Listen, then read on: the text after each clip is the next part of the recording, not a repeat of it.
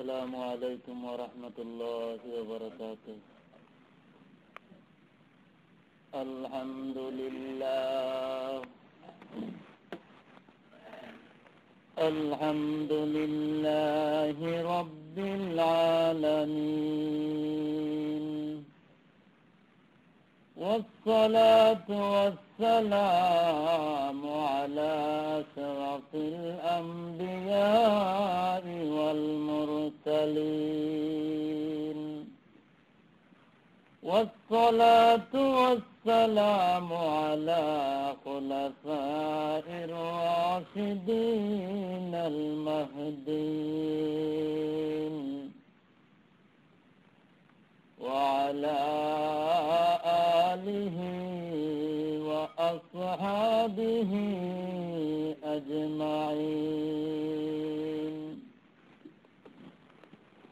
أما بعد، فقد قال الله تعالى في كلامه المجيد وفي فرقانه الحميد: أعوذ بالله من الشيطان الرجيم. بسم الله الرحمن الرحيم.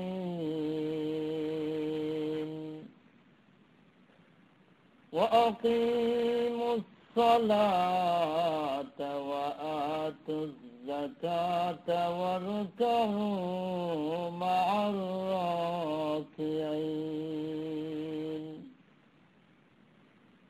قال النبي صلى الله عليه وسلم: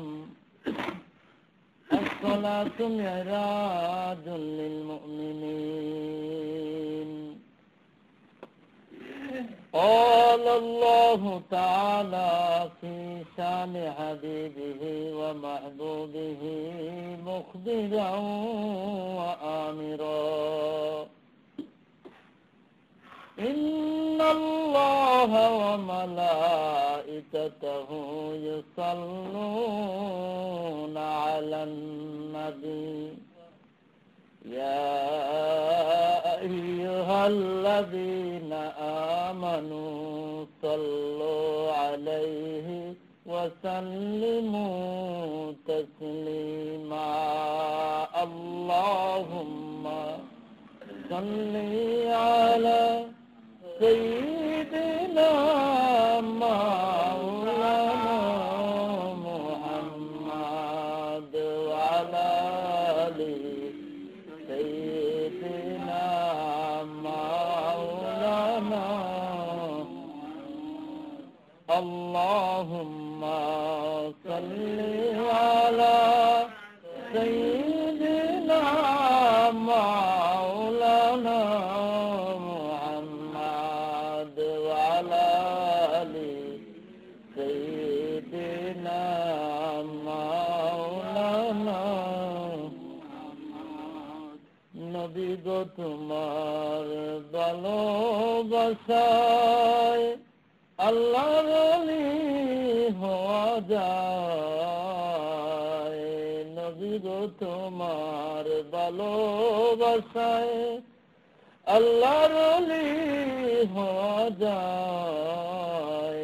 নবী গো তোমার ভালোবাসায় দুজখ হারাম হয়ে যায়। আল্লাহুম্মা সাল্লি আলা সাইয়্যিদিনা মাওলানা মুহাম্মদ ওয়া আলা আলি সাইয়্যিদিনা মাওলানা।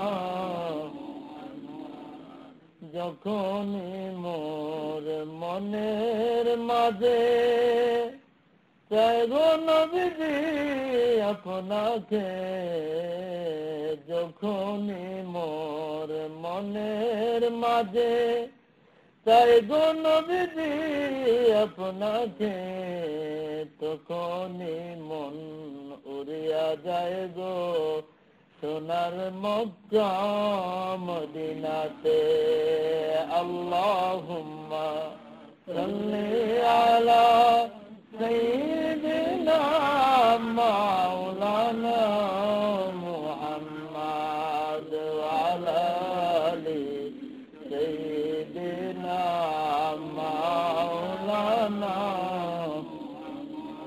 লা ইলাহা ইল্লাল্লাহ লা ইলাহা ইল্লাল্লাহ লা ইলাহা ইল্লাল্লাহ লা ইলাহা ইল্লাল্লাহ লা ইলাহা ইল্লাল্লাহ লা ইলাহা ইল্লাল্লাহ লা ইলাহা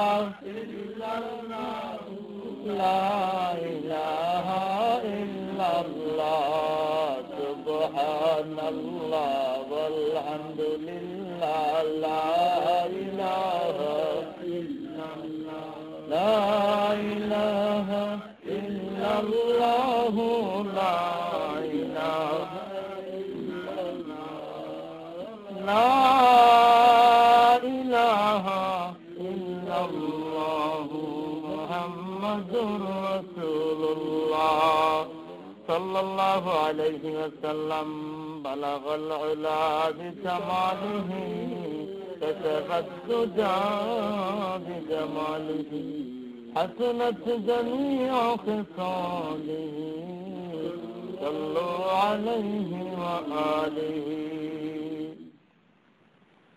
আল-আখির। শ্রদ্ধাভাজন মুহতারাম মুসল্লিয়ানে কেরাম, আমার মুরব্বী বাবারা, প্রিয় যুবক ভাইরা, অত্র এলাকার সম্মানিত আমার মা এবং বোনেরা, আল্লাহ পাকের দরবারে আমরা শুকরিয়া জানাই, যিনি পবিত্র জুমাবারে আমাকে আপনাদেরকে তার ঘর মসজিদে আসার মতো তৌফিকটুকু আমাদের সবাইকে দান করেছেন।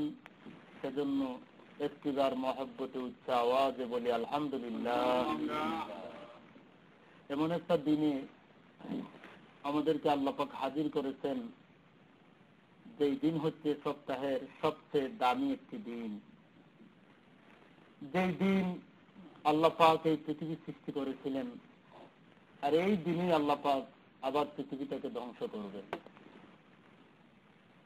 জুমাবার আসলেই দুনিয়ার সমস্ত মাখলুকাত ভয়ে জর্জরিত হয়ে যায়। তারা এই জন্য ভয় করে যে এই দিন আল্লাহ পাক ঘোষণা দিয়েছেন দুনিয়াটা ধ্বংস করে দিবেন। জোরে বলুন সুবহানাল্লাহ। আল্লাহ সুবহানাহু ওয়া তাআলা মেহেরবানি করে আমাদেরকে রজব মাসের তৃতীয় জুমাবারে এখানে আসার মতো তৌফিক দিয়েছেন। রজব মাস এমন একটা মাস, দামি মাসগুলির মধ্যে অন্যতম একটি মাস। জোরে বলুন সুবহানাল্লাহ। রজব মাস হচ্ছে মুজিজার মাস। আমার নবীজির জীবনে অসংখ্য মুজিজা সংঘটিত হয়েছিল। এর মধ্যে সবচেয়ে দামি মুজিজা হচ্ছে কোরআন মাজিদ। কোরআনের প্রত্যেকটা আয়াত মুজিজা, প্রত্যেকটা শব্দ মুজিজা, প্রত্যেকটা অক্ষর মুজিজা, প্রত্যেকটা সূরা মুজিজা। এর মধ্যে সবচেয়ে বড় মুজিজার আলোচনা আল্লাহ পাক করেছেন, যে মুজিজার আলোচনা করতে গিয়ে আল্লাহ নিজেই সুবহান শব্দ ব্যবহার করেছেন সূরা বনী ইসরাঈলের শুরুতে। সুবহানাল্লাযী আসরা বিআবদিহি লাইলাম মিনাল মাসজিদিল হারামি ইলাল মাসজিদিল আকসা। মহান আল্লাহ পাক ইরশাদ করেন, পবিত্রতা পবিত্রতম ওই মহান সত্তা যিনি তার বান্দাকে মসজিদে হারাম থেকে মসজিদে আকসা পর্যন্ত রাতের সামান্য সময় ভ্রমণ করাইছিলেন। রাতের সামান্য সময় ভ্রমণ করাইছেন। সুতরাং এটা হচ্ছে মুজিজার মাস। নবীদের জন্য অন্যতম একটা খাসিয়ত হচ্ছে, শ্রেষ্ঠত্ব হচ্ছে তাদের মধ্যে মুজিজা থাকতে হবে। মুজিজা ছাড়া কোনো নবী হতে পারবে না। একজন নবী হওয়ার জন্য মিনিমাম 3টা শর্ত থাকতে হবে। এর মধ্যে প্রথম শর্ত হচ্ছে আখলাক হাসানা, তাদের মধ্যে উত্তম চরিত্র, বেস্ট ক্যারেক্টার থাকতে হবে, নবীদের মধ্যে থাকতে হবে উত্তম চরিত্র। এটা হচ্ছে প্রথম শর্ত। দ্বিতীয় শর্ত হচ্ছে তাদের কাছে ওহী আসতে হবে। তিনি বলুন সুবহানাল্লাহ। যে কোনো জনই বলতে পারবে না যে আমি নবী হয়ে গেছি। গোলাম মাহমুদ কাদিয়ানির মতো, মুসাইলামা কাযযাবের মতো যদি বলে যে আমি নবী হয়ে গেছি, তাহলে কি আমরা মেনে নিতে পারবো? নবী তো কেউ ভোট দিয়ে বানাতে পারে না। কেউ কি ইলেকশনে ভোট দিয়ে নবী বানাতে পারবে? নবী বানানোর দায়িত্ব একমাত্র আল্লাহর হাতে। এর মধ্যে প্রথম নবী যাকে বানিয়েছিলেন তিনি হচ্ছেন আমার আপনার বাবা আদম আলাইহিস সালাম। আর সর্বশেষ নবী যিনি, উনি হচ্ছেন সুলতানে মদিনা নবী মুহাম্মদুর রাসূলুল্লাহ সাল্লাল্লাহু আলাইহি ওয়াসাল্লাম। সুতরাং নবী যে খাতামুন নবীন, উনার পরে আর কোন নবী নাই।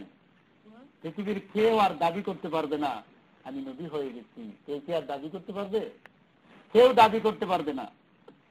সূরা আহজাবের মধ্যে আল্লাহ পাক বলেন, মা কানা মুহাম্মাদুন আবা আহাদিন মির রিজালিকুম ওয়ালাকির রাসূলুল্লাহি ওয়া খাতামান নবিয়্যিন। আল্লাহ পাক বলেন, মুহাম্মদ তোমাদের কারো পিতা নন, কারো পিতৃপুরুষ নন। মুহাম্মদ হচ্ছেন আল্লাহর রাসূল এবং উনি হচ্ছেন সর্বশেষ নবী। He is the last Messenger, he is the final Messenger. তারপরে আর কোনো নবী নাই। সুতরাং নবী হওয়ার জন্য শর্ত উত্তম চরিত্র। নবী হওয়ার জন্য শর্ত হচ্ছে আল্লাহর কাছ থেকে ওহী আসতে হবে। নবী হওয়ার জন্য আরেকটা শর্ত হচ্ছে মুজিজা থাকতে হবে। বলুন সুবহানাল্লাহ। মুজিজা, যত নবী দুনিয়ায় এসেছিলেন কম বেশি সকল নবীদের মুজিজা ছিল। হযরত ইব্রাহিম আলাইহিস সালামের মুজিজা কি ছিল? তিনি আগুনে পড়ার সাথে সাথে আগুনটা ফুলের বিছানা হয়ে গেছে। বলুন সুবহানাল্লাহ। ঈসা আলাইহিস সালামের মুজিজা, তিনি বলেন আমার মুজিজা হচ্ছে আমি মাটি দিয়ে পাখির আকৃতি, পাখির স্ট্রাকচার বানাই, আর ওই পাখির মধ্যে যেই মাত্র আল্লাহর নাম নিয়ে ফু দেই, সাথে সাথে ওই পাখিটা জীবন্ত হইয়া উড়াল দিয়া উড়ে যায়। তিনি আরো বলেন আমার মুজিজা হচ্ছে তোমরা কি খাচ্ছ, কি খাবে আমি জানি, ঘরের মধ্যে কি লুকায় রাখছো আমি ঈসা বলতে পারি। বলুন সুবহানাল্লাহ। ঈসা আলাইহিস সালাম তিনি বলতে পারেন ঘরের মধ্যে কি আছে, কি খেয়ে আসছো, কি খাবে। ঈসা আলাইহিস সালামকে আল্লাহ পাক এই ক্ষমতা দিয়েছিলেন। বলুন সুবহানাল্লাহ। আমার নবী এগুলি জানতেন কি জানতেন না? আমার নবীকেও বলতে পারতেন, অদৃশ্যের সংবাদ তিনি বলতে পারতেন। এই ক্ষমতা আল্লাহ পাক দিয়েছেন। বলুন সুবহানাল্লাহ। আমি বলতে চাই এভাবে যত নবীরা এসেছিলেন সমস্ত নবীদের মুজিজা ছিল। হযরত মুসা আলাইহিস সালামের অসংখ্য মুজিজা ছিল। এর মধ্যে সবচেয়ে দামি মুজিজা তার হাতের লাঠিটা জমিনে ছাড়লে সাফ হয়ে যেত। বলুন সুবহানাল্লাহ। হযরত দাউদ আলাইহিস সালামের মুজিজা, তিনি যখন জবুর তেলাওয়াত করতেন তার নিজের টোনকে, নিজের বয়সকে 70 ভাবে বানাতে পারতেন। তার কণ্ঠ শোনার জন্য আকাশের উড়ন্ত পাখি উড়া বন্ধ করে দিত। বনের বাঘ সিংহ সবাই তার সামনে জড়ো হয়ে জবুর তেলাওয়াত শুনত। এত সুন্দর তেলাওয়াত হযরত দাউদ আলাইহিস সালাম এত সুন্দর তেলাওয়াত করতেন। বলুন সুবহানাল্লাহ। কাল কিয়ামতের ময়দানে দাউদ আলাইহিস সালামকে আমার আল্লাহ বলবেন, ও দাউদ কোরআন তেলাওয়াত শুরু করে দাও। এই মাত্র দাউদ আলাইহিস সালাম পবিত্র কোরআনের একটা আয়াতের থাম দিবেন, সাথে সাথে বেহেশতি বান্দারা এত সুন্দর তেলাওয়াত শুনে আল্লাহু আকবার বলে বেহুশ অবস্থায় পড়ে যাবে। এক পলকে কোটি কোটি বছর চলে যাবে। আমার নবীজি কোরআন তেলাওয়াত করবেন, স্বয়ং আল্লাহ পাক তার কুদরতি জবান দিয়ে কোরআন তেলাওয়াত করবেন বেহেশতের মধ্যে। এত সুন্দর তেলাওয়াত, এত সুন্দর তেলাওয়াত পৃথিবীর আর কেউ তেলাওয়াত করতে পারবে না। বলুন সুবহানাল্লাহ। আমি বলতে চাই এগুলো একটি মুজিজা। আমার নবীজির সবচেয়ে বড় মুজিজার মাস হচ্ছে এই রজব মাস। শুধু বলুন সুবহানাল্লাহ। এই রজব মাসে আমাদের জন্য একটা উপহার নিয়ে এসেছিলেন, নামাজ। আমার ভাইয়েরা, মুরব্বী বাবারা, নামাজ ছাড়া কেউ জান্নাতে যাওয়া সম্ভব হবে না। আমার নবীজি ওয়াজ করেছেন, আসসালাতু মিফতাহুল জান্নাহ, নামাজ হচ্ছে বেহেশতের চাবি। নামাজ হচ্ছে বেহেশতের চাবি। এই চাবি ছাড়া জান্নাতে যাওয়া কিছুতেই সম্ভব হবে না। যারা নামাজ কায়েম করবে, আল্লাহ পাক বলেন এদেরকে অসংখ্য পুরস্কার দেব। এর মধ্যে সবচেয়ে বড় পুরস্কার হচ্ছে বিনা হিসাবে তাদেরকে জান্নাতে ঢুকিয়ে দেব। সবচেয়ে বড় 5টি পুরস্কার আমার নবীজি বলেছেন, আমার উম্মতদের মধ্যে যারা যথাযথভাবে নামাজ কায়েম করবে তাদেরকে সবচেয়ে বড় 5টি পুরস্কার দেওয়া হবে। এর মধ্যে প্রথম পুরস্কার, দুনিয়ার জীবনে তার কোনো অভাব থাকবে না। যারা নামাজ পড়বে দুনিয়াতে সে কোনোদিন অভাব ফিল করবে না। আল্লাহ পাক যে রিজেক্ট দিবেন তার মধ্যে সে স্যাটিসফাইড থাকবে, সন্তুষ্ট থাকবে, খুশি থাকবে, আল্লাহর উপর ভরসা করবে। যে লোক কোটিপতি তারও 24 আওয়ার্স দিন রাত চলে, আর যে লোক গরিব রিক্সা টেনে খায় তারও তো দিন চলে। জুড়ে বলুন কথা ঠিক কিনা? তো আল্লাহ পাক চালান, রিজেকের মালিক আল্লাহ সুবহানাহু ওয়া তাআলা হুয়ার রাজ্জাক যুল কুওয়াতিল মাতিন। যারা নামাজ পড়বে সে কোনোদিন অভাব ফিল করবে না।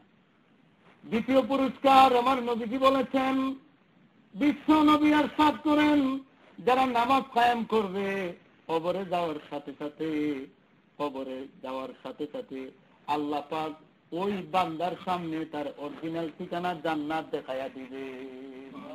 জান্নাত তার সামনে উপস্থাপন করবেন আর বলবেন, it is your real address, এটাই হচ্ছে তোমার আসল ঠিকানা। গুরু বলুন সুবহানাল্লাহ। আসল জান্নাত দেখে ফেলবে। কবরের সমস্ত আযাব দূর করা হবে, কবরকে এত বড় করা হবে, দয়াল নবীজি বলেছেন 500 বছরের রাস্তা পরিমাণ সমানে কবরকে বানানো হবে। আমার মুরব্বী বাবারা, খবরের মধ্যে মেশক আম্বরের গন্ধ থাকবে, খবরের সাথে রওজায়ে নববীর যোগাযোগ হয়ে যাবে, খবরের সাথে জান্নাতুল ফেরদাউসের রাস্তা তৈরি করা হবে। আল্লাহ পাক ঘোষণা দিবেন, কালবিসু ফিল জান্নাহ, আল্লাহ বলবেন তাকে জান্নাতি পোশাক লাগায় দাও। জোরে বলুন সুবহানাল্লাহ। বেহেশতি বিছানার মধ্যে ঘুম পাতায় দাও, যেমন দুলামিয়া ঘুমায় থাকে, কবরের মধ্যে ওই বান্দা ঘুমিয়ে থাকবে ইলা ইয়াউমিল কিয়ামা, until the day of judgement, একদম বিচার দিবস পর্যন্ত আরামের মতো কবরের মধ্যে ঘুমিয়ে থাকবে। জোরে বলুন সুবহানাল্লাহ।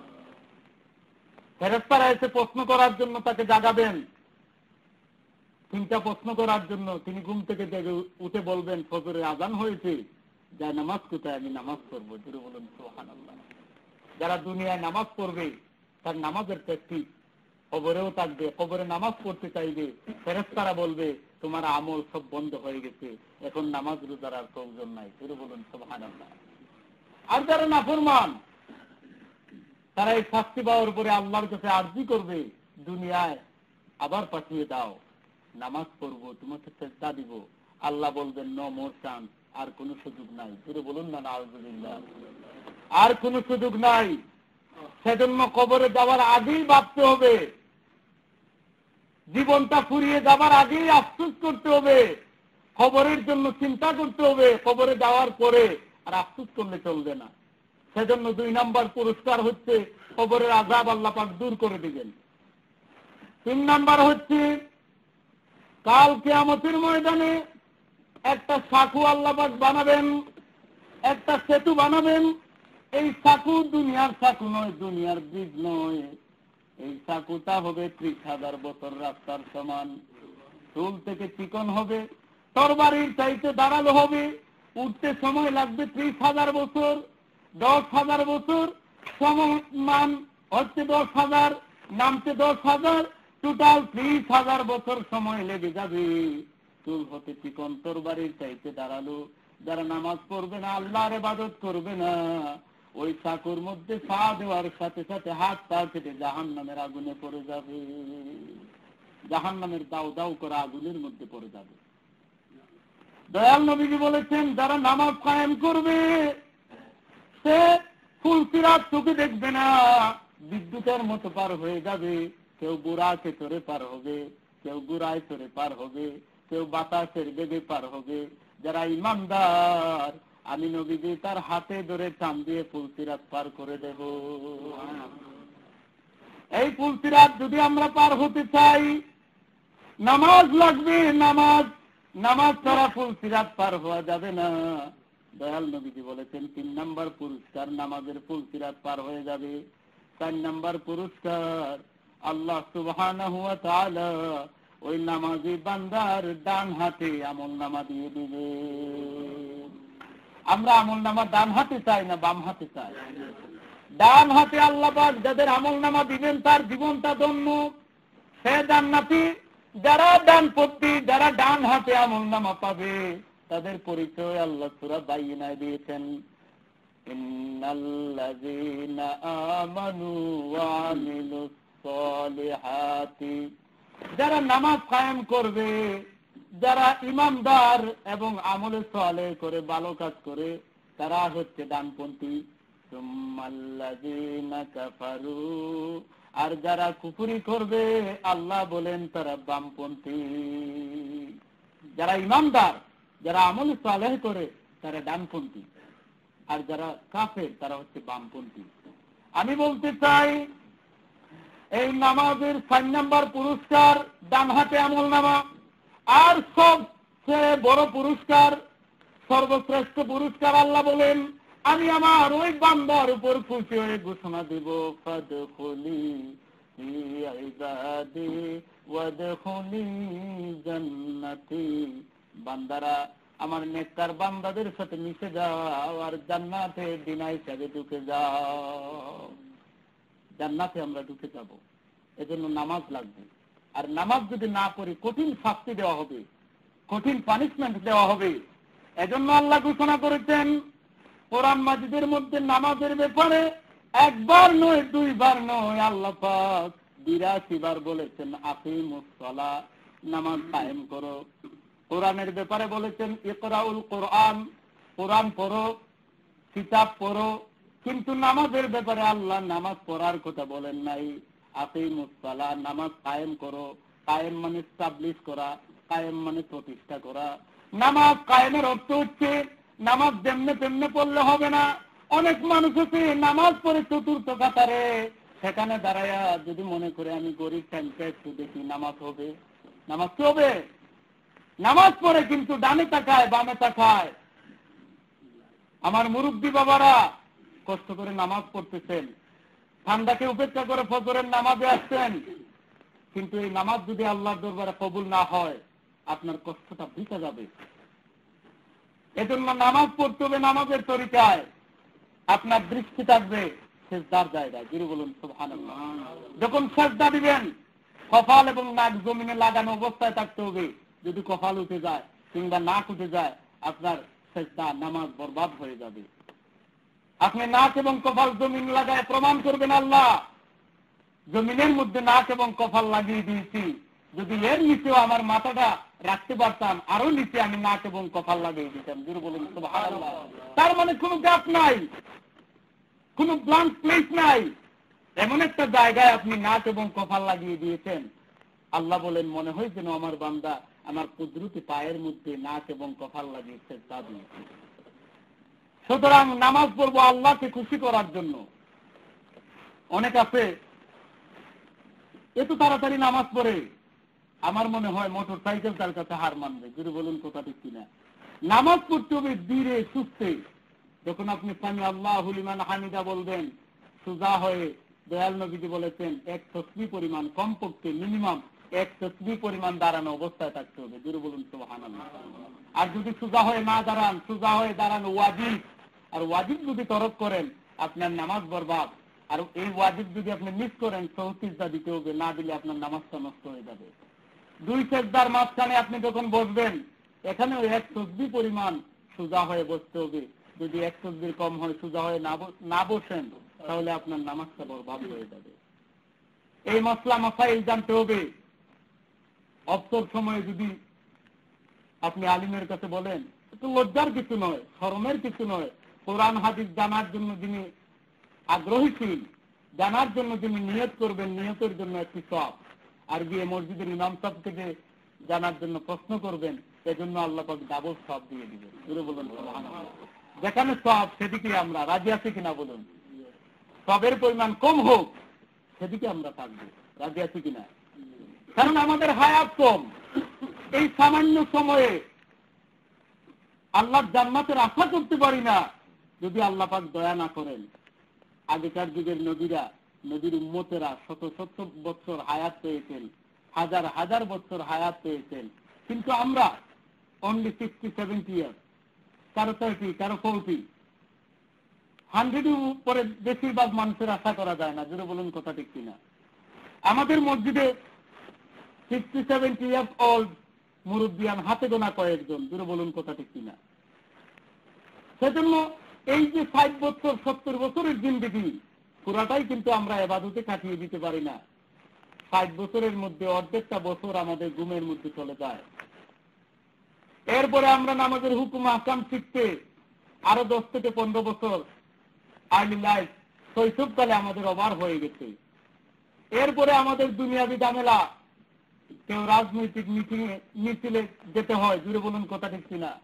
মন্ত্রিত্বের চিন্তা, চেয়ারম্যান হওয়ার চিন্তা, ইলেকট্রিসিটি বিল, গ্যাস বিল এইগুলি দিবার জন্য সময়টা ওভার করে দিচ্ছি। এই হিসাবে দেখা যাচ্ছে যার 60 থেকে 70 বছর বয়স, তার অনলি 5-6 ইয়ার্স অল আল্লাহর ইবাদতে কাটিয়ে দিচ্ছেন। জুড়ে বলুন কথা ঠিক কিনা? এই সামান্য সময়ে আমরা আল্লাহর জান্নাত কিভাবে পাবো? এই জন্য দয়াল নবীজির প্রতি, নবীর উম্মতের প্রতি আল্লাহ পাক কনসিডার করেছেন, কয়েকটা রাত দিয়েছেন মেহেরবানি করে। এর মধ্যে সবচেয়ে দামি রাত হচ্ছে লাইলাতুল কদর। জোরে বলুন সুবহানাল্লাহ। এই কদরে যদি নবীজির কোন উম্মত ইবাদত করতে পারে, 1000 মাসের সওয়াব আল্লাহ পাক আমলনামায় লিখে দেন। 1000 মাস হিসাব করলে দেখা যায় 84 ইয়ার্স, অ্যাবাউট 85 ইয়ার্স, 85 বছর। জোরে বলুন সুবহানাল্লাহ। এক বছরে আপনি 85 বছর পেয়ে যাচ্ছেন। জোরে বলুন সুবহানাল্লাহ। এর মধ্যে আরেকটা রাত হচ্ছে শবে বরাত, এর মধ্যে আরেকটা রাত হচ্ছে শবে মেরাজ। এই রাতগুলি আল্লাহ পাক দয়া করে তার বন্ধুর জন্য, বন্ধুর উম্মতদের জন্য বাছাই করে দিয়েছেন। এগুলি আগেকার যুগের নবীদের উম্মতদের জন্য ছিল না। জোরে বলুন সুবহানাল্লাহ। সুতরাং শবে মেরাজের রাতে আমার নবীজি, দয়াল নবীজি সাইয়্যিদুল কাউনাইন, তিনি বাইতুল মুকাদ্দাসের সমস্ত নবীদেরকে নিয়ে নামাজ পড়ালেন। ইমাম ছিলেন নবী মুহাম্মদুর রাসূলুল্লাহ সাল্লাল্লাহু আলাইহি ওয়াসাল্লাম। এজন্য নবীজির নাম হচ্ছে ইমামুল মুরসালিন। নামাজ শেষ, এবার তিনি আকাশের দিকে যাবেন। তার সামনে 3 ধরনের ড্রিঙ্কিং হাজির করা হলো। দুনিয়ার কোনো পেপসি নয়, দুনিয়ার কোনো 7 আপ নয়, 3 ধরনের ড্রিঙ্কিং। একটা হচ্ছে দুধ, আরেকটা হচ্ছে মধু, আরেকটা হচ্ছে পানি। আমার নবীজি 3টার মধ্যে দুধটা রিসিভ করলেন। জোরে বলুন সুবহানাল্লাহ। তার মানে এই নয় যে দুধ যায় যার বাকি 2টা না যায়, তার মানে এটা নয়। 3টার মধ্যে দুধকে আমার নবীজি অগ্রাধিকার দিয়েছেন, কারণ দুধ এত দামি জিনিস। Milk is an ideal food. দুধ হচ্ছে আদর্শ খাবার। আমরা জন্মের পরে যে খাবারটা খেয়েছি, এই খাবারের নামটা কি বলুন তো? দুধ। জন্ম নিয়ে আমরা মায়ের বুকের দুধ পান করেছিলাম। আমার ভাইয়েরা, মুরব্বী বাবারা, মায়ের বুকের দুধের দাম দেওয়া পৃথিবীর কোন সন্তানের পক্ষে সম্ভব নয়। আজকে সন্তানেরা একটু বড় হলেই, কোন রকম একটু বড় হয়ে গেলেই, ইনকাম করার একটু সোর্স পেয়ে গেলেই মনে করে আর মা বাপের দরকার নাই। কারণ নিজের হাত পা হয়ে গেছে, চোখ ফুটে গেছে। জেনে রাখুন, মাকে বাবাকে বাদ দিয়া, মাকে বাবাকে কষ্ট দিয়া জান্নাতে যাওয়ার আশা করা আর বুকার স্বর্গে বাস করা এক কথা। জোরে বলুন কথা ঠিক কিনা? এটা আমার কথা নয়, আমার নবীজি বলেছেন, হুমা জান্নাতুকা ওয়া নারুকা। মা বাবা হচ্ছে তোমার জান্নাত, মা বাবা হচ্ছে তোমার জাহান্নাম। আমি বলতে চাই, আমার নবীজি দুধটা রিসিভ করলেন। জিবরাইল আমিন সাথে সাথে বললেন, ইয়া রাসূলুল্লাহ, আপনি প্রকৃতিকে অনুসরণ করেছেন। জোরে বলুন সুবহানাল্লাহ। দুধ রিসিভ করে আপনি নেচারকে অনুসরণ করেছেন, প্রকৃতিকে অনুসরণ করেছেন। এবার নবীজি আকাশের দিকে যাবেন। নবীকে নিয়ে যাচ্ছেন জিবরাইল আমিন, রাস্তা দেখায় দেখায় নিয়ে যাচ্ছেন। হঠাৎ করে নবীজি দেখলেন পিছন দিক থেকে এক সুন্দরী মহিলা ডাক শুরু করছে, ইয়া মোহাম্মদ, হে মোহাম্মদ একটিবার আমার দিকে তাকাও। নবীজি সুন্দর মহিলার ডাকে সাড়া দিলেন না, নবীজি তাকালেন না। জিবরাইল আমিন বলেন, ইয়া রাসূলুল্লাহ, আপনি তো ভালো করেছেন, আপনি তো ভালো করেছেন, যে সুন্দরী মহিলা আপনাকে আহ্বান করেছে ওটা হচ্ছে দুনিয়া। দুনিয়া সুন্দরী মহিলার সুরত ধরে আপনাকে ডেকেছে। যদি আপনি সুন্দরী মহিলার আহ্বানে সাড়া দিতেন, আপনি আখিরাত বাদ দিয়ে দুনিয়ার পাগল হয়ে যেতে। একটু রাস্তা যাবার পরে হঠাৎ করে দেখলেন এক বৃদ্ধ লোক তাকে ডাকাডাকি শুরু করছে, ইয়া মোহাম্মদ, হে মোহাম্মদ, প্লিজ একটিবার আমার দিকে তাকাও। আমার নবীজি তার ডাকেও সাড়া দিলেন না। জিবরাইল আমিন বলেন, ইয়া রাসূলুল্লাহ, আপনি ভালো করেছেন, কারণ যে বৃদ্ধ লোক আপনাকে ডাকাডাকি করেছে ওটা হচ্ছে ইবলিস শয়তান, যে ব্যক্তি আপনার বাবা মাকে পদস্খলন করেছিল, ওটা হচ্ছে ইবলিস শয়তান। যদি তার ডাকে আপনি সাড়া দিতেন তাহলে শয়তানের পাল্লায় পড়ে আপনার লাশটা বরবাদ করে দিতেন। কারণ শয়তান হচ্ছে আমাদের প্রকাশ্য দুশমন, এই শয়তান থেকে দূরে থাকতে হবে। নবীজি সবসময় দোয়া করতেন, আল্লাহ শয়তানকে আমার থেকে এত দূরে রাখো যেমন পশ্চিম থেকে পূর্ব দিক যত দূর। দূরে বলুন সুবহানাল্লাহ। আমি বলতে চাই এই শয়তান থেকে আল্লাহর কাছে দোয়া করতে হবে। এজন্য আমরা কোরআন তেলাওয়াত শুরু করলেই এই দোয়াটা পড়ি, আউযু বিল্লাহি মিনাশ শাইতানির রাজিম। হে আল্লাহ, মজদুদ বিতাড়িত শয়তান থেকে তোমার কাছে পানা চাই। কারণ কোরআন তেলাওয়াত করলেই শয়তানের গায়ে যেন আগুন লাগে, তার জ্বালা পোড়া শুরু হয়, শয়তানের এটা ভালো লাগে না। ফর এক্সাম্পল, আমাদের মসজিদের ইমাম সাহেবের ছেলে 28 পারা মুখস্থ করে ফেলেছে, অনলি 2 পারা লেফট। জুড়ে বলুন কথা ঠিক কিনা? এর মধ্যে তার প্রবলেম হয়ে গেছে, অসুস্থ হয়ে পড়েছে। আর কেমন অসুস্থ? সে ভয় পায়, ডরায়, সে কিছু ভালো লাগে না তার। এগুলো কে করায়? শয়তানে করায়। জুড়ে বলুন কথা ঠিক কিনা? এজন্য যখনই আমরা কোরআন তেলাওয়াত করব, আল্লাহর কাছে শয়তান থেকে ফানা চাইব, মুক্তি চাইব, আল্লাহ শয়তান থেকে মুক্ত করে দাও। জুড়ে বলুন সুবহানাল্লাহ। তো আল্লাহ সুবহানাহু ওয়া তাআলা ঘোষণা দিয়েছেন, আকিমুস সালাহ ওয়া আতুজ যাকাত ওয়ারকাউ মা'আর রাকিঈন। হে দুনিয়ার মানুষ, নামাজ প্রতিষ্ঠা করো, নামাজ কায়েম করো, আর যাকাত দাও, রুকুকারীদের সাথে রুকু করো। এর অর্থ হচ্ছে রুকুকারীদের সাথে রুকু করার অর্থ হচ্ছে জামাতে নামাজ কায়েম করো। আপনি ঘরে বসে নামাজ পড়তে পারেন, কিন্তু ঘরে বসে নামাজ পড়ার চেয়ে মসজিদে এসে যদি কষ্ট করে নামাজটা পড়েন 27 গুণ বেশি সওয়াব আপনাকে দেওয়া হবে। নবীজি বলেছেন, জামাতে নামাজ পড়া সুন্নতে মুআক্কাদা, এটা ওয়াজিবের কাছাকাছি। যারা মসজিদ কাছে থেকেও বিনা ওজরে জামাত বাদ দিয়ে দেয়, আমার মন চায় তার ঘরটা আগুন দিয়ে জ্বালায় পুরাইয়া ছাই করে দেয়। এটা নবীজির কথা। কিন্তু জ্বালাই না কেন? এই ঘরের মধ্যে নাবালেগ কিছু ছেলে সন্তান আছে। জ্বালাই না কেন? এই ঘরের মধ্যে শুধু মানুষ বাস করে না, এই ঘরের মধ্যে বিভিন্ন কীট পতঙ্গ থাকে, এই জন্য আমি জ্বালাই না। বেরো বলুন সুবহানাল্লাহ। আমি বলতে চাই, এজন্য নামাজ কায়েম করতে হবে। নবীজি নামাজের ট্রেনিং দিয়েছেন জন্মের পর থেকেই, এবং মৃত্যুর সময় পর্যন্ত নামাজের অর্ডার মানুষকে দিয়েছেন। দয়াল নবীজি জিবরাইল আমিনের সাথে যাচ্ছেন। মেরাজের ঘটনা তো অনেক লম্বা, যেখানে রাতের সামান্য সময় 27টা বছর অতিবাহিত হয়ে গেছে। জুড়ে বলুন সুবহানাল্লাহ। এ ব্যাপারে আমরা মেরাজের রাতে আপনাদের সামনে কিছু কথা তুলে ধরবো ইনশাআল্লাহ। আজ সংক্ষেপে যে কথাগুলি বলতে চাই, আমার নবীজি প্রথম আকাশের মধ্যে গেলেন, সেখানে দেখলেন 60 গজ লম্বা একজন মানুষ। বলুন তো উনি কে? হযরত আদম আলাইহিস সালাতু ওয়াস সালাম। আদম আলাইহিস সালাম উনাকে মারহাবান বিকা ইয়া রাসূলুল্লাহ বলে ওয়েলকাম জানালেন। ওয়েলকাম জানানো সুন্নতুল আম্বিয়া, ওয়েলকাম জানানো সুন্নতে রাসূল। এজন্য কোনো মন্ত্রী মিনিস্টার আসলে আমরা ওয়েলকাম জানাই, এগুলো সুন্নত। ফিরে বলুন কথা ঠিক কিনা? কোনো আলিম গুণ আসলে আমরা ওয়েলকাম জানাই, মারহাবা জানাই, এগুলো হচ্ছে সুন্নত। আমার নবীজি যখন মক্কা থেকে মদিনায় গেলেন, সমস্ত মদিনাবাসীরা দাঁড়ায়া আমার নবীকে ওয়েলকাম জানালো আর ঘোষণা দিল, তলা আল বদরু আলাইনা, মনে হয় যেন আমাদের সামনে পূর্ণিমার চাঁদ উদয় হয়ে গেছে। বলুন সুবহানাল্লাহ। আমি বলতে চাই, নবীজি এভাবে প্রথম আকাশে আদম আলাইহিস সালামের সাথে দেখা হলো, দ্বিতীয় আকাশে ইয়াহিয়া এবং ঈসা আলাইহিস সালামের সাথে দেখা হলো, তৃতীয় আকাশে হযরত ইউসুফ আলাইহিস সালামের সাথে দেখা হলো। হযরত ইউসুফ আলাইহিস সালাম এত সুন্দর ছিলেন, কিতাব প্রমাণ করে সমস্ত পৃথিবীর সমস্ত সুন্দরকে যদি দুইটা ভাগ করা হয়, এক ভাগ সমান হচ্ছেন হযরত ইউসুফ আলাইহিস সালামের সৌন্দর্যটা। এত সুন্দর।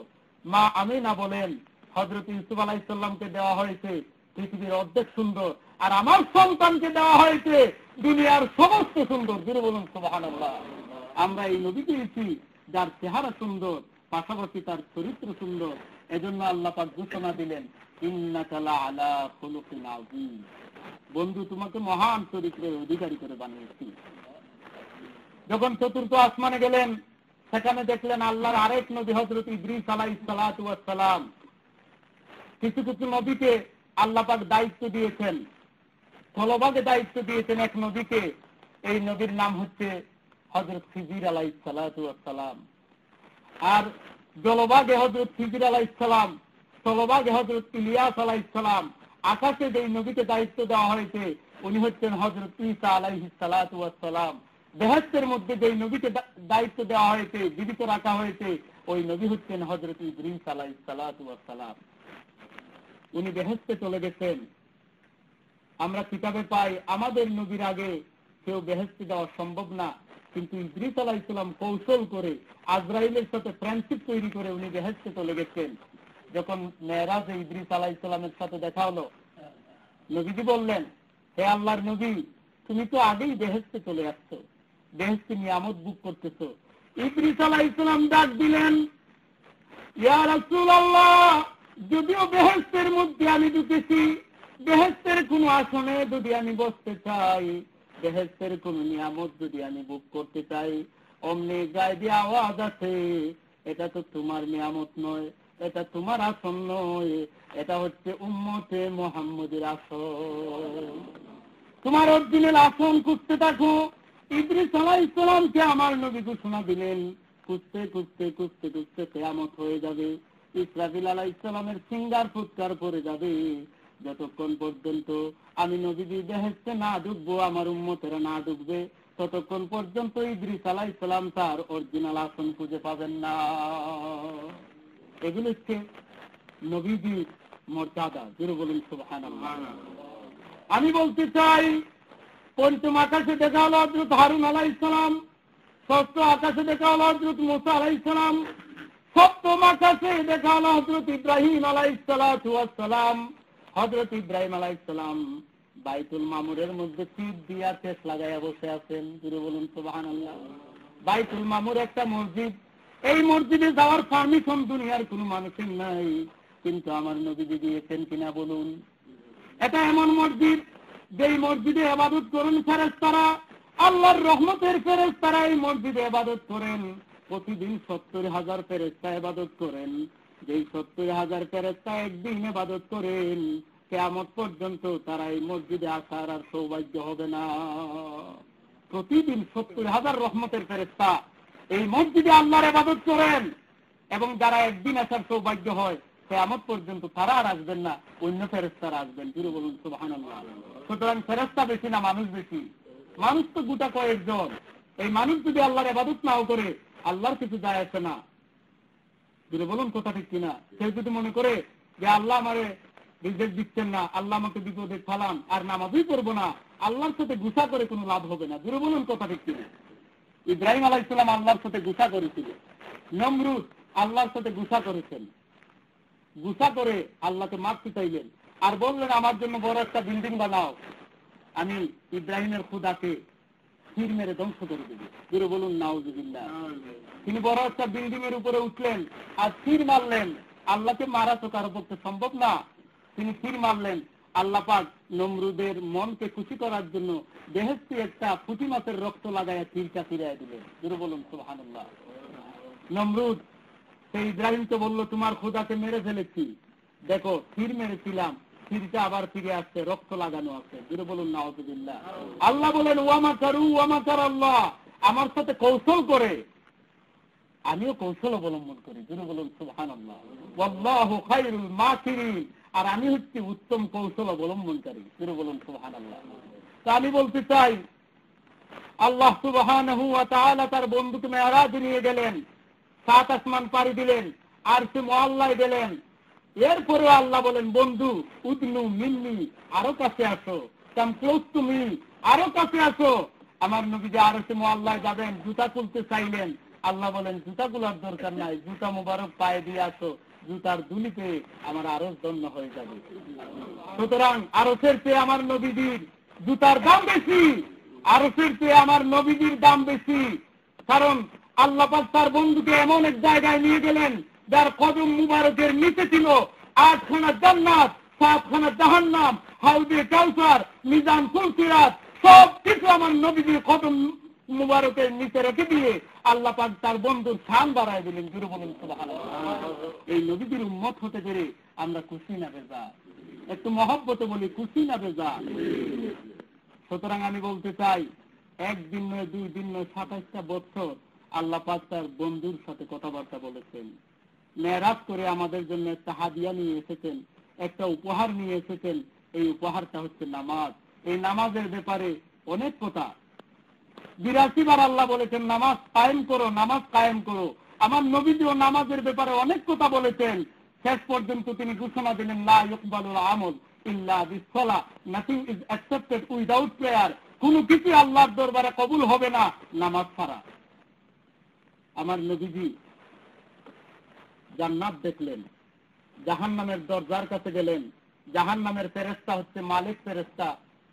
মালিককে বললেন, আমাকে একটু জাহান্নামটা দেখায় দাও। ফেরেশতা বললেন, ইয়া রাসূলুল্লাহ, আপনি নরম দিলের মানুষ, আপনি যদি জাহান্নাম দেখেন সহ্য করতে পারবেন না।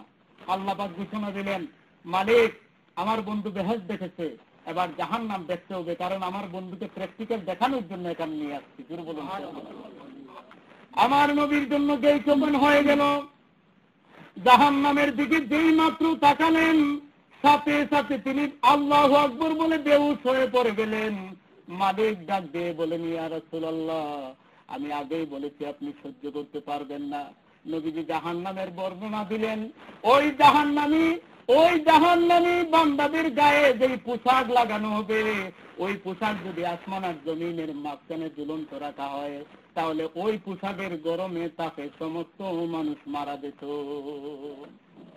জাহান্নামের সবচেয়ে নিম্নমানের শাস্তির বর্ণনা আমার নবী দিয়েছেন।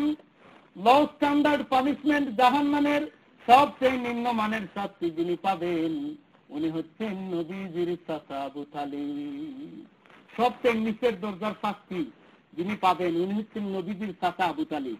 নবীকে এত মহব্বত করেছেন, এত ভালোবেসেছেন, এরপরে উনি শাস্তি কেন পাবেন? কারণ উনার কপালে ইমানটা ছিল না। জোরে বলুন, কথা ঠিক কিনা? আজকে খ্রিস্টানরা কত ভালো ব্যবহার করে আমাদের সাথে, স্মাইলিং ফেসে আমাদেরকে ওয়েলকাম জানায়, কত ভালো ব্যবহার করে, কিন্তু তাদের সবচেয়ে বড় সমস্যা হলো তাদের ইমান নেই। আর ইমান ছাড়া জান্নাত হারাম। জোরে বলুন, কথা ঠিক কিনা? ইমান ছাড়া জান্নাতে যাওয়া যাবে না। আর ইমান নেই, এই জন্য তাদের লজ্জা নেই, শরম নেই। 60 বছর হয়ে গেছে, 70 বছর হয়ে গেছে, বুড়ি মহিলা, এরপরেও দেখা যায় শর্ট প্যান্ট পিন্দা টাউনের মধ্যে ঘুরে। জোরে বলুন, কথা ঠিক কিনা? আমার নবীজি বলেছেন, আল হায়াউ শুবাতুন মিনাল ঈমান। কিন্তু মুসলমানের সন্তানেরা এই কাজটা করতে পারে না। যে যেই মাত্র প্রাপ্ত বয়স্ক হয়ে যাবে আপনার সন্তান, আপনার ছেলে মেয়ে, এমন একটা ড্রেস পরাতে হবে, অন্তত হাঁটু পরিমাণ ডাকা থাকতে হবে। 70 টাকা ফরজ না নফল? আপনারা কি বলেন, ফরজ না নফল? সুতরাং আমরা কোন খ্রিস্টানকে ফলো করব না, কোন ইহুদিকে ফলো করব না, আমরা ফলো করব আমার নবীকে, আমরা ফলো করব দয়াল নবীজির সুন্নতকে। রাজি আছি কিনা বলুন? যে যেখানেই তার যত ধরনের সমস্যা হোক, আল্লাহ রাব্বুল আলামিন আমাদেরকে যেন দয়াল নবীজির সুন্নত মতো জীবন গঠনের তৌফিক দান করেন। সবাই বলুন আমিন। ওয়া আখিরু দাওয়ানা আনিল হামদুলিল্লাহি রাব্বিল আলামিন। সাল্লাল্লাহু আলা সাইয়্যিদিনা ওয়া মাওলানা মুহাম্মদ ওয়া আলা আলিহি ওয়া আসহাবিহি ওয়া সাল্লাম। وعلى سيدنا ومولانا محمد وعلى آله وصحبه وسلم.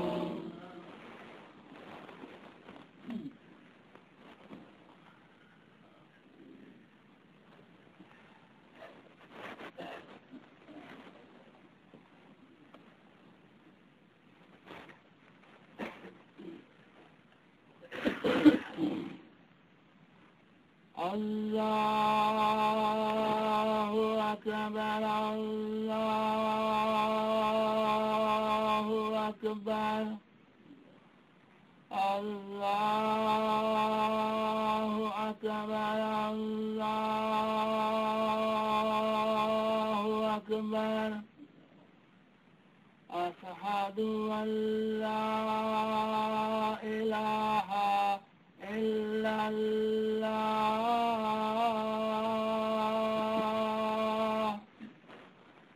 أشهد أن لا إله إلا الله أشهد أن محمدا رسول الله أشهد أن محمدا رسول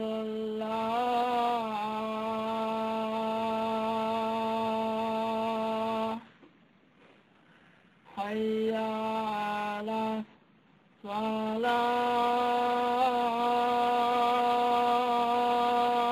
الصلاة حي على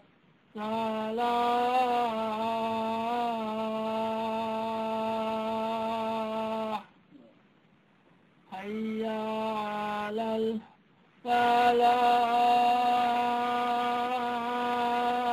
الفلاح حي على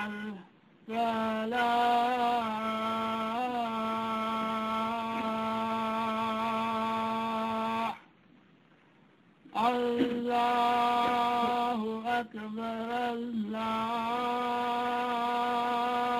أكبر لا إله إلا الله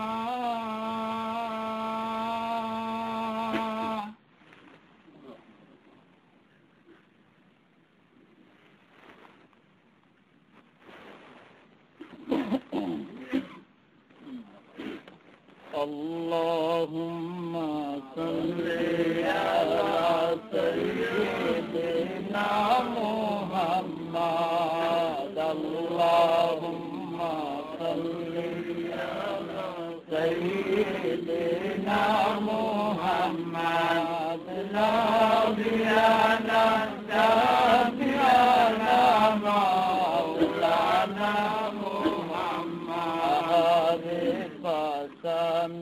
হৃদয় আর দিও না যন্ত্রণা আহারে পাশানো হৃদয় আর দিও না যন্ত্রণা হরে বাহ্য থাকলে যাইতে পারো সোনার মক্কা মদিনা আল্লাহুম্মা সাল্লি আলা سيدنا محمد نبينا شفيعنا مولانا محمد لا إله إلا الله محمد رسول الله صلى الله عليه وسلم আমার ভাইরা এখন দোয়া হবে আমরা এখানের জন্য দোয়া করব কারণ নবীজি বলেছেন আদ-দুআ